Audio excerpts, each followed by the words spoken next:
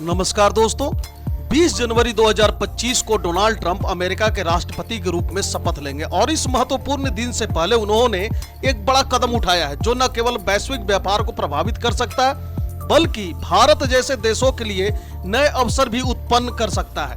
Trump ने घोषणा की है कि वो अमेरिका में आने वाली यानी कि इंपोर्ट होने वाले सामान जो कुछ प्रमुख देशों जैसे चीन, कनाडा और मैक्सिको से आने वाले या इंपोर्ट होने वाले सामानों पर टैरिफ बढ़ाने जा रहे हैं। यह फैसला इन देशों के साथ अमेरिका के व्यापारिक रिश्तों पर गहरा असर डाल सकता है और वैश्विक आपूर्ति श्रृंखलाओं में अस्थिरता पैदा कर सकता है। चलिए विस्तार पूर्वक समझते हैं कि यह टैरिफ क्या है या फिर टैरिफ क्या होता है और इन सब से किस प्रकार से भारत को फायदा होने वाला है। लेकिन सबसे पहले समझेंगे कि टैरिफ क्या है। टैरिफ एक प्रकार का टैक्स होता है जो एक देश दूसरे देश से आयात यानी कि इंपोर्ट किए गए सामानों पर लगाता है। इसे अक्सर आयात शुल्क या आयात कर यानी इंपोर्ट टैक्स कहा जाता है। टैरिफ का मुख्य उद्देश्य स्थानीय उद्योगों की रक्षा करना, राजस्व जुटाना और कभी-कभी विदेशी देशों के साथ व्यापारिक दबाव बनाने के लिए इसका उपयोग किया जाता है। अब इसके प्रकार को समझेंगे तो ये आयात टैरिफ यानी कि इंपोर्ट टैरिफ और एक होता है निर्यात टैरिफ यानी कि एक्सपोर्ट टैरिफ। ये दो तरह के टैरिफ होते हैं। पहले समझते हैं कि आयात टैरिफ यानी कि इंपोर्ट टैरिफ। यह सबसे समान प्रकार का टैरिफ होता है जो किसी देश द्वारा विदेश से आने वाले सामानों पर लागू होता है। इसका उद्देश्य स्थानीय उत्पादों को विदेशी उत्पादों के मुकाबले प्रतिस्पर्धात्मक लाभ देना है ताकि लोग विदेशी माल के बजाय स्थानीय उत्पादों को प्राथमिकता दें। वहीं अगर जो निर्यात टैरिफ यानी कि एक्सपोर्ट टैरिफ की अगर बात करें तो यह टैरिफ किसी देश द्वारा अपने ही उत्पादों को विदेश में भेजने पर लगाया जाता है। यह अपेक्षाकृत कम होता है क्योंकि अधिकांश देशों का उद्देश्य अपने निर्यात को बढ़ावा देना होता है। आखिर इन टैरिफ का उद्देश्य क्या होता है तो स्थानीय उद्योगों की सुरक्षा, राजस्व अर्जन, व्यापारिक दबाव, इसी तरह की इनका जो है कि उद्देश्य होता है। अगर स्थानीय उद्योगों की सुरक्षा की बात करें तो जब किसी देश में आयातित यानी कि इंपोर्टेड वस्तुओं पर अधिक टैरिफ लगाया जाता है तो विदेशी उत्पाद महंगे हो जाते हैं जिससे स्थानीय उत्पादों की बिक्री बढ़ जाती है। वही राजस्व अर्जन यानी कि रेवेन्यू जनरेशन की अगर बात की जाए तो टैरिफ से सरकार को राजस्व यानी कि रेवेन्यू मिलता है जो अन्य सरकारी खर्चों के लिए उपयोग किया जाता है। वही व्यापारिक दबाव, कभी कभी टैरिफ का उपयोग दूसरे देशों पर दबाव डालने के लिए भी किया जाता है। उदाहरण के लिए यदि एक देश किसी अन्य देश से अपनी व्यापारिक शर्तों पर बातचीत नहीं कर पा रहा हो तो वह उस देश के उत्पादों पर टैरिफ बढ़ा सकता है। अब सवाल पैदा होता है कि आखिर ट्रंप द्वारा इन देशों के साथ टैरिफ बढ़ाने का उद्देश्य क्या है। डोनाल्ड ट्रंप ने अमेरिका में चीन, कनाडा, मैक्सिको से आने वाले उत्पादों पर टैरिफ बढ़ाने की घोषणा की। इसका मुख्य उद्देश्य अवैध आव्रजन यानी कि इलीगल इमिग्रेशन, ड्रग तस्करी और अमेरिकी उद्योगों की सुरक्षा है। चीन से आने वाले उत्पादों पर अधिक टैरिफ लगाने का कारण ट्रंप का यह मानना है कि इससे अमेरिकी निर्माताओं को लाभ होगा और चीन से होने वाली तस्करी जैसे कि फेंटेनाइल, इस प्रकार की नशीली दवा को रोकने में मदद मिलेगी। चलिए अब इस पूरी खबर को विस्तार पूर्वक से समझते हैं। डोनाल्ड ट्रंप ने अपने सोशल मीडिया प्लेटफॉर्म पर घोषणा की है कि 20 जनवरी 2025 को राष्ट्रपति बनने के बाद वह चीन, कनाडा और मैक्सिको से आने वाले सामानों पर टैरिफ में बढ़ोतरी करेंगे। ट्रंप के इस फैसले के मुताबिक चीन से आने वाले उत्पादों पर 10% अधिक टैरिफ लगाया जाएगा जबकि कनाडा, मैक्सिको से आने वाले उत्पादों पर 25% तक अतिरिक्त टैरिफ लगाए जाएंगे।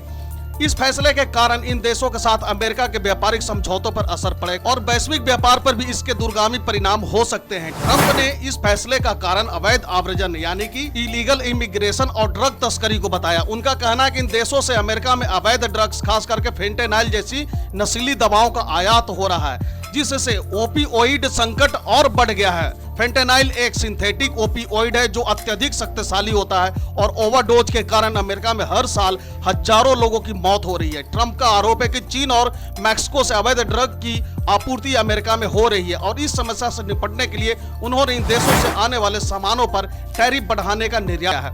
इसके अतिरिक्त ट्रंप ने यह भी कहा कि चीन के साथ व्यापार में कई बार बातचीत की गई है लेकिन कोई ठोस परिणाम नहीं आया। इसी कारण से उन्होंने चीन से आने वाले सामानों पर टैरिफ बढ़ाने की योजना बनाई है। चीन वो प्रमुख देश है जहां से दुनिया भर में अवैध ड्रग्स की सप्लाई होती है, खासकर फेंटेनाइल के रॉ मटेरियल यानी कच्चा माल का उत्पादन चीन में किया जाता है। चीन के केमिस्ट्री उद्योग में यह कच्चा माल बड़े पैमाने पर तैयार किया जाता है और फिर यह कच्चा माल मैक्सिको भेजा जाता है। जैसा कि आपको पता होगा चीन के बहुत बड़ा जो व्यापारी लोग हैं वो मैक्सिको में बैठे हुए हैं, वो वहां से अमेरिका के लिए बहुत से माल सप्लाई करते हैं। तो उसी में यह इस ड्रग्स के कच्चे माल को भी मैक्सिको तक पहुंचा देते हैं। चीन के द्वारा मैक्सिको को भेजा गया यह रॉ मटेरियल एक प्रकार से फेंटेनाइल का आधार होता है, जिसे फिर मैक्सिको में पूरी तरह से निर्मित किया जाता है और उच्च गुणवत्ता वाली नशीली दवा के रूप में पैक किया जाता है। चीन की सरकार ने कई बार इस पर प्रतिबंध लगाने की खोखली कोशिश की है, लेकिन अवैध रूप से इसे बनाने और तस्करी करने के तरीके अब भी जारी है। चीनी सरकार के दिखावा वाले प्रयासों के बावजूद अवैध तस्करों के द्वारा इन दवाओं की आपूर्ति जारी है।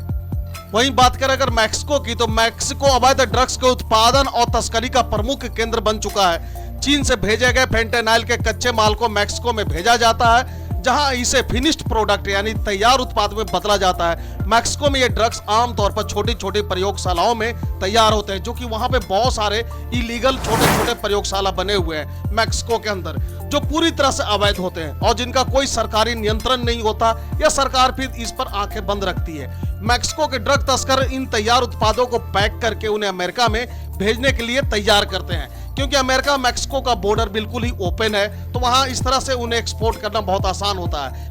यह ड्रग्स मुख्य रूप से ड्रग तस्करी प्रमुख नेटवर्क के द्वारा अमेरिका में भेजे जाते हैं। मैक्सिको से अवैध रूप से यह ड्रग्स अमेरिका की सीमा में प्रवेश करते हैं, जहां से उन्हें विभिन्न हिस्सों में वितरित किया जाता है। इन ड्रग्स को अमेरिका में सस्ते मूल्य पर बेचा जाता है, जिससे यह आसानी से विभिन्न शहरों तक उपलब्ध हो जाता है। कनाडा और अमेरिका के बीच ड्रग्स की तस्करी काफी गंभीर मुद्दा बनी हुई है। कनाडा के बड़े शहरों जैसे टोरंटो और वैंकूवर में ड्रग्स की तस्करी की गतिविधियां बड़े पैमाने पर चल रही है। खालिस्तानी समर्थक तस्कर कनाडा से ड्रग्स का वितरण अमेरिका में करते हैं, खासकर उन क्षेत्रों में जहां ड्रग्स की मांग अधिक होती है। इन तस्करों का प्रमुख मार्ग कनाडा से अमेरिका के सीमा तक अवैध तरीके से ड्रग्स को भेजना है। इसके अलावा कनाडा के कुछ पोर्ट्स और एयरपोर्ट का भी इस्तेमाल ड्रग्स की तस्करी के लिए किया जाता है।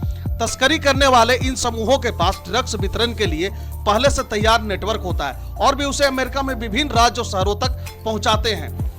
जैसा कि आप जानते होंगे या नहीं जानते, तो मैं बता देता हूं कि अमेरिका में पेन किलर मेडिसिन की बहुत ही ज्यादा मिसयूज होता है, यानी बहुत तरीके के गलत काम करने के लिए बहुत ही सख्त पेन किलर इलीगल ढंग से इस्तेमाल में लोग लाते हैं। इसके लिए बहुत ज्यादा प्रचलन में था मॉर्फिन, जो कि किसी भी बड़े से बड़े दर्द को बहुत जल्द आराम दे देता था, या फिर लोग एडवांस में भी मॉर्फिन को ओरल या फिर इंजेक्शन के द्वारा इस्तेमाल कर लेते थे, जिससे उन्हें आने वाले टाइम में ज्यादा पेन ना हो। लेकिन अब तो मॉर्फिन से भी 15-20 गुना ज्यादा ताकतवर फेंटानिल है, एक बहुत प्रभावी ओपिओइड है, जो कि समानता पैच, इंजेक्शन और यहां तक कि लॉजेंस के रूप में भी मिल जाता है, और लोग इसे नशे के रूप में इस्तेमाल कर रहे हैं, जिसके ओवरडोज से लोगों की जान भी चली जाती है। यही कारण है कि डोनाल्ड ट्रंप अमेरिका के अंदर इसकी पहुंच को बहुत हद तक सीमित करना चाह रहे हैं, ताकि जहां जरूरत हो वहां डॉक्टरों की सलाह से इसे मुहैया कराया जाए। मैक्सिको और कनाडा अमेरिका के प्रमुख व्यापारिक साझेदार हैं। दोनों देशों के होने वाले व्यापार पर ट्रंप के फैसले का सीधा असर पड़ेगा। ट्रंप के द्वारा लागू किए गए USMCA यह एक प्रकार का एग्रीमेंट है इन देशों के साथ। इन देशों के साथ व्यापारिक समझौतों का नया खाका तैयार किया गया था। अब इस नए फैसले से इस समझौते पर असर पड़ सकता है। इसके परिणाम स्वरूप इन देशों से आने वाले उत्पादों की कीमतों में वृद्धि हो सकती है, जिससे अमेरिकी बाजारों में इन उत्पादों की मांग घट सकती है। चीन, जो पहले से ही अमेरिका का एक प्रमुख व्यापारिक साझेदार है, उससे आने वाले सामानों पर 10% टैरिफ बढ़ाए जाने से अमेरिकी व्यापारी जिनका चीन से आयात होता था, उन्हें लागत में वृद्धि का सामना करना पड़ेगा। इससे अमेरिकी व्यापारियों के मुनाफे पर भी असर पड़ेगा, जो कि इस निर्णय का एक नकारात्मक पहलू हो सकता है। डोनाल्ड ट्रंप के द्वारा चीन, कनाडा, मैक्सिको से आने वाले उत्पादों पर टैरिफ बढ़ाने के फैसले से भारत को एक महत्वपूर्ण अवसर मिल सकता है। यदि चीन से आने वाले उत्पादों पर टैरिफ बढ़ता है, तो अमेरिकी बाजार में भारत में बने उत्पादों को प्रतिस्पर्धात्मक लाभ मिल सकता है, खासकर यदि चीन के उत्पाद महंगे हो जाते हैं। भारत के पास जैसे सूती कपड़ा, कृषि उत्पाद, सूचना प्रौद्योगिकी सेवाएं और औद्योगिक सामान जैसे उत्पाद हैं, जो अमेरिकी बाजार में अपनी जगह बना सकते हैं। भारत में मैन्युफैक्चरिंग को बढ़ावा देने के लिए भारत सरकार ने PLAI यानी कि प्रोडक्शन लिंक्ड इंसेंटिव योजना जैसी पहले शुरू की है, जो भारत में उत्पादों के निर्माण को सस्ता और प्रतिस्पर्धात्मक बनाती है। यदि भारत में निर्मित मोबाइल फोन और अन्य इलेक्ट्रॉनिक उपकरणों को अमेरिका में इंपोर्ट किया जाता है, तो इसकी कीमतें चीन से आने वाले सामान के मुकाबले सस्ती हो सकती है। भारत में मोबाइल फोन की मैन्युफैक्चरिंग में तेजी आई है, खासकर जब से सरकार ने PLI योजना की शुरुआत की है। इस योजना के तहत कंपनियों को स्थानीय स्तर पर उत्पादन बढ़ाने के लिए प्रोत्साहन मिल रहा है। भारत में कम निर्माण लागत जैसे सस्ता श्रम और सरकारी प्रोत्साहन भारत को एक प्रतिस्पर्धात्मक मैन्युफैक्चरिंग स्थल बना रहा है। यही कारण है कि अगर भारत से मोबाइल फोन अमेरिका में इंपोर्ट होते हैं तो वे चीन से आने वाले सामान की तुलना में काफी सस्ते हो सकते हैं, खासकर जब चीन पर 10% अतिरिक्त टैरिफ लागू होगा। हालांकि ट्रंप के द्वारा चीन से आने वाले सामानों पर टैरिफ बढ़ाने से भारतीय उत्पादों को अमेरिकी बाजार में लाभ मिल सकता है। फिर भी यह ध्यान रखना जरूरी है कि सभी अमेरिकी इंपोर्ट्स पर कुछ न कुछ टैरिफ लगता है। भारत से इंपोर्ट होने वाले मोबाइल फोन पर भी अमेरिकी टैरिफ लागू हो सकता है, जिससे इनकी कीमतें बढ़ सकती है। इसके अलावा भारतीय कंपनियों के लिए अमेरिकी बाजार में प्रतिस्पर्धा करना एक महत्वपूर्ण अवसर हो सकता है, यदि वे सस्ते और गुणवत्तापूर्ण उत्पाद पेश करते हैं। भारत से अमेरिका में उत्पादों की शिपिंग लागत भी एक महत्वपूर्ण मुद्दा हो सकती है। चीन की तुलना में भारत से शिपिंग लागत ज्यादा हो सकती है, जो उत्पादों के अंतिम कीमत को प्रभावित कर सकती है। हालांकि इस अतिरिक्त खर्च के बावजूद भारत में निर्मित मोबाइल फोन चीन से आने वाले उत्पादों के मुकाबले प्रतिस्पर्धात्मक मूल्य में बेचे जा सकते हैं। अमेरिका का मोबाइल फोन बाजार पहले से बड़े ब्रांडों जैसे एप्पल और सैमसंग से भरा हुआ है। यदि भारतीय कंपनियां अमेरिका में अपनी उपस्थिति दर्ज कराना चाहती है तो उन्हें इन कंपनियों से मुकाबला करना होगा। हालांकि इन कंपनियों का बड़े ही लेवल पर उत्पादन भारत में भी अब शुरू हो गया है, और कुछ नहीं तो इन्हीं कंपनियों के जो ब्रांड के मोबाइल फोन है वही भारत से एक्सपोर्ट हो जाए, वही भारत जैसे देशों के लिए बहुत बड़ी बात हो सकती है। आखिर इन सब का निष्कर्ष क्या है? डोनाल्ड ट्रंप का यह कदम अमेरिका के व्यापारिक इतिहास में एक महत्वपूर्ण मोड़ साबित हो सकता है। उनका उद्देश्य अमेरिका को अवैध ड्रग्स और इलीगल इमिग्रेशन से सुरक्षित बनाना है, लेकिन इसके साथ ही इस फैसले का वैश्विक व्यापार और अमेरिकी व्यापारिक साझेदारों पर गहरा असर पड़ सकता है। चीन, कनाडा और मैक्सिको के साथ व्यापार में बदलाव के साथ साथ इस कदम से अमेरिका की घरेलू नीतियों पर भी असर पड़ेगा। भारत जैसे देशों के लिए यह एक अवसर हो सकता है, खासकर जब चीन से आने वाले उत्पादों पर अमेरिकी टैरिफ बढ़ता है, क्योंकि भारत में बने मोबाइल फोन सस्ते मूल्य पर उपलब्ध हो सकते हैं। भारतीय कंपनियों को इस अवसर का सही लाभ उठाने के लिए अमेरिकी बाजार में अपनी पैठ मजबूत करनी होगी और प्रतिस्पर्धी उत्पादों को पेश करनी होगी। तो दोस्तों, फिलहाल के लिए इस वीडियो में इतना ही। Thank you for watching.